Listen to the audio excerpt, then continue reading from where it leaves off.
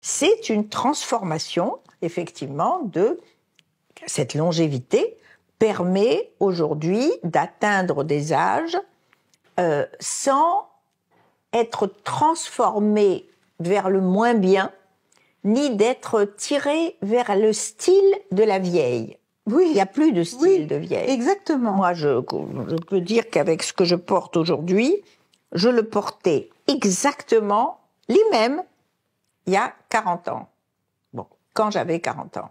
Donc, même ça, hein, ces signes-là, moi j'ai eu une grand-mère que j'adorais, et, quand je l'ai connue, c'est-à-dire quand je suis née ou j'ai commencé à devenir un peu consciente, j'ai envie de dire, elle avait 36 ans. Mais c'était une très très très très vieille dame pour moi, elle a toujours été une très vieille dame. Avec ma petite fille qui a 30 ans aujourd'hui, incontestablement, déjà on est toutes les deux sur Instagram, donc ça doit quand même changer un petit peu le mental, mais voilà.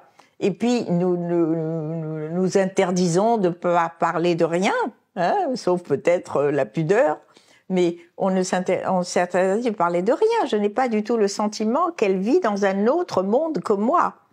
Elle est évidemment jeune et je ne suis plus jeune, ça c'est certain, et je suis vieille.